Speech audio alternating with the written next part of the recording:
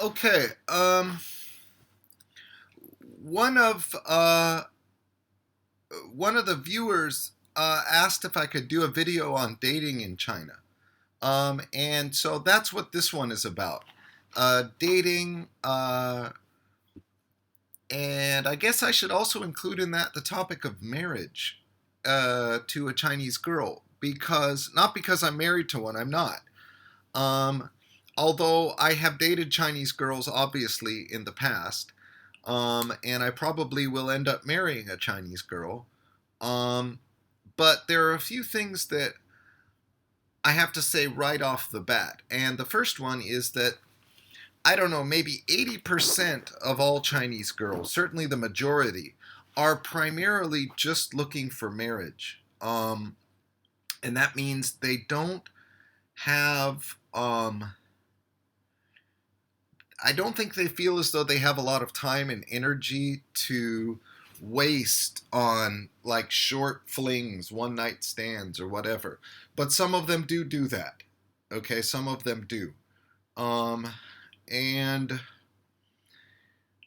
but I think you need to be careful because most of them don't want to do that. And if they do sleep with you, it probably means they're really serious. So you need to be very careful if you, unless you want to betray them, right? If you, unless you want to be in the business of hurting other people's feelings so they don't trust anyone anymore, you need to be very clear with yourself and the other person on that. And I think there are probably more temptations along those lines here in China than there are or would have been for us for your average American guy, um, or whoever you are in the United States in terms of how many people you date, how old you are, um, all these different factors, right? Um, there are more temptations along those lines here in China. Um, Now, um, are there differences between the girls in the North and the South? Yes, there are slightly. People in the North tend to be kind of taller, stouter. They're more stout, um, and the girls in the South are slightly, somewhat more feminine, slightly more sensitive. And I'm doing another video relating to the north of China and the south of China, especially for those who might be living in the Guangdong region, in Guangdong province, which is very far away from the Beijing, the Hebei, the Xi'an, the Liaoning, all that whole northern area, right? And there's a lot of people in both areas, but there really is a cultural divide, and the people are different. And I'm going to go into some of that. Some of that video will relate to this one, undoubtedly. Now, one thing want to let you know is, and down in the description. Okay, well, first is if you don't speak Chinese, it's going to be difficult for you to communicate with a lot of the women. Okay, now it doesn't mean there aren't tons of women who are learning English and wanting to meet guys, and there are websites out there that have mainly English speaking Chinese girls on those websites, thousands of them even, who are interested in meeting foreigners for whatever reasons, and their reasons are many. Okay, but they are there, and you can meet them, and you really don't need to speak too much Chinese or any Chinese at all to meet those girls. And down in the description part of the video, in the description part, I will list one of those particular websites where if you're in Shenzhen or if you're in Beijing, Shanghai, you will, on this particular website that I'm going to put in the description down below, you can definitely meet girls who can speak English well enough. The vast majority of on this particular site, uh, they can speak English well enough. You'll be able to be boyfriend, girlfriend with them, or whatever you want to do. And one reason I kind of like that is because that site, although it's not the only one I use, of course, some of the great best girls I've met have not been from that site, but have been from local Chinese sites where it's only Chinese people who go there, and you've got to be able to read Chinese even to register for that. So that doesn't apply to you. But one reason I like that one, the other one, is because you know that not only are they willing to date foreigners, but they're kind of interested in it. And it kind of focuses on the bigger cities, although not exclusively. They also have some mid-tier cities where you will find thousands of girls from those too, but not the tens of thousands that are on those for the big cities like Shenzhen or Guangzhou, Shanghai, Beijing, all these cities like that. But at any rate, if you don't speak Chinese, and you can learn it, anyone can learn it. If you're here for a year and you make an effort every morning to study some Chinese, or in the evenings, it's probably better to study it in the morning because that's when you're fresh. Um, and I've studied languages before. I mean, obviously I've studied Chinese, but I think, at least with my own study habits, I think that that's the best way to go. Let's see here. Okay, there are also some cultural differences. All right, and now again, it's very hard to generalize about this. If you in the cities, if you work in an English school and there is a local teacher, when we call them local teachers, those are Chinese teachers. They're Chinese in terms of their ethnicity. They're teaching English, but they're a Chinese national. Here at one of our local schools, there are a substantial amount of dating that does occur between the foreign teachers and those local Chinese teachers. I guarantee you, it happens all the time. And just to give you sort of a heads up, to give you some perspective on, yeah, this is important. Okay, so at Webb International English, where I've been teaching English for quite a while. I'm not teaching there right at this very moment, but for example, a month ago, I could count out of 7 teachers, 3 of them were married to a Chinese woman, had been married to that Chinese woman here living in China with that Chinese woman, and all of them one of them has been living with his wife here in China for 8 years. Another one was 5 years, and another 3. Okay? So it is a very widespread phenomenon. I've been at other centers where the teacher is married to a Chinese woman and living here in China with her. It's a very widespread phenomenon. So you may read on the internet, and there's a lot of hoopla about how, in China, if you want to get married, you need to have a house. You need to have a house. You need to already have an apartment. No. Okay, I'm sorry. That's just wrong. Because none of these people have houses, and I meet their wives. I go to their house for a big get together, a party, and no, I'm sorry, they're just renting an apartment and they live together as husband and wife. Okay, so that's the end of the story. You may hear that, but it's not true. Within the Chinese media, and it's seeped into the English language media, there's this notion that Chinese girls won't marry a guy or be serious about dating one before he has a house. And they use the term house to also refer to an apartment. After you teach English in China, that will make sense. Okay, that will make sense why you will see that when they refer to an apartment, they call it a house, because the Chinese word fang, this word fang, usually they'll say fangs if it's just in the noun form, but when it's used with other words to form other,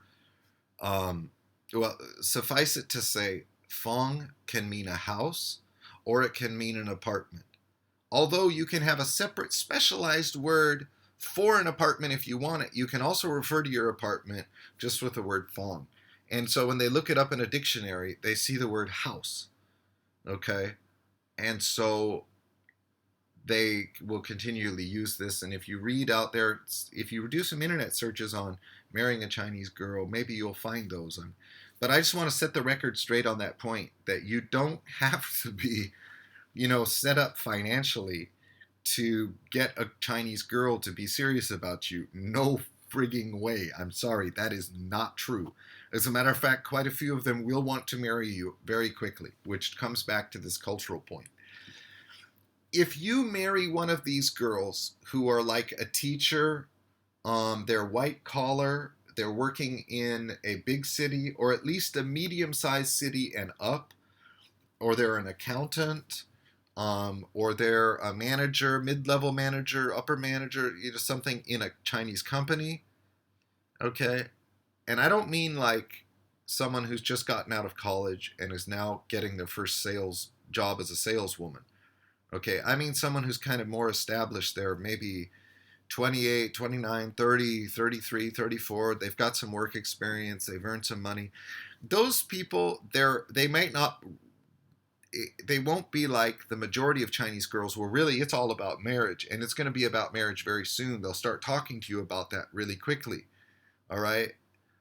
With those types, the type I just mentioned, sort of this more skilled, someone with more skills, certainly if they're fluent in English and they're successfully teaching at an established English school, then they're going to be more open-minded, and they might not be as quite so demanding in terms of, well, how soon are we getting married? Where are our kids going to school? We've got to get this established right now. Okay, but those ones are still, it's maybe only 20% of the girls who are in their 20s and 30s. Okay, so you need to bear that in mind. And remember, a lot of these Chinese girls, the ones that don't fit into that category, if they can still speak English, and let's say they're like 25 years old or something, that's too young for me anyways, although I can sometimes still get those girls. But I will tell you that there's some of them, they're on shaky economic ground. So you need to be very careful. Some of them that come from the countryside, they may be willing to travel even like a 5-hour train ride just to meet you sometimes, this sort of thing. So you need to don't play around with Chinese girls. You shouldn't do that anyways. Okay, you shouldn't do that anyways. And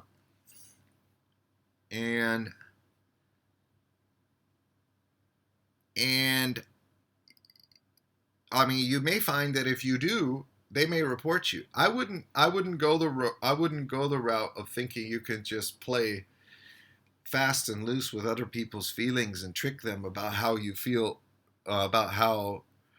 towards them in order to get something out of the relationship. They may just report you, and then you get the report, and then you'll get the deport. They'll report you and then deport you. I just made that up, but there are cases where foreigners have been deported because they have had conflicts with the Chinese woman. Although I think it's pretty rare. I mean, it's all anecdotal. I'm just talking about what I've heard, but what else can you do, really? Now, here's one question. Can you date the students? In most of these large schools, I worked at one large school, a pretty large school in Beijing. Well, a lot of these large schools, more established schools, let's describe them that way, they do have a policy against dating the students. Okay, although I happen to know that it does occur quite a bit. The teachers and the students just don't say anything about it. No one knows, so no one. Although it also has happened, that teachers get fired when they find out. Like if you break up with the girl, she'll complain about you, right? And that has happened. I worked at a center at Web International English, not at the Huachang Bay Center, at the Qianhai Center. These are just different names for centers in the Shenzhen area. Web International English is a huge national English teaching organization that has centers all across China. There are 7 in the Shenzhen area. I'm just referring to those. At one particular center, I know of a case where a girl, after she was dumped, she came into the center crying. Hey, dummy. I'm not trying to make fun of her, but I'm just saying she came in and was complaining of the fact that, oh, we broke up. Why did he leave me? And all this. He was fired on the spot. Okay. So apparently he went and broke some girl's heart, and then he paid the price because they canceled his visa. They did all these things. So now, on the other hand, in Beijing, I worked for a school where there was no official policy on it, and so some of the teachers were doing it, but they were kind of encouraged to keep it at the down low, and they were doing that. So if you want to know about that, now here's a bit of advice. Here's something that you may not know, but about sort of the demographics of a city nearby here. I have been to Dongguan. You can look it up. I'll put the name down below. It's spelled D. Dongguan is a city right out of Shenzhen, and it has a high population of women because the industries and factories and businesses there, they're in particular industries where women are favored as the workers. Okay, it's not like coal mining. It's not like hard labor. It just turns out that most of the migrants to that city are women, and so there's an overpopulation of women in Dongguan. Now, I've gone out there recently, and not relating to looking for women, and not relating to teaching English, but and I found the people there to be very nice, and so you may want to keep that in mind. That it is. I also have one of my YouTube buddies here. He actually has just recently moved there. We'll see how things go. But there's a very high proportion of women to men, and that can always be good if you're a guy moving over there. All right. Now, okay, I think I need to do a little bit more on this one. I'll put another video on the same subject because I don't think I've covered everything, but this is just the start of continuing. I'm going to do another video on this one.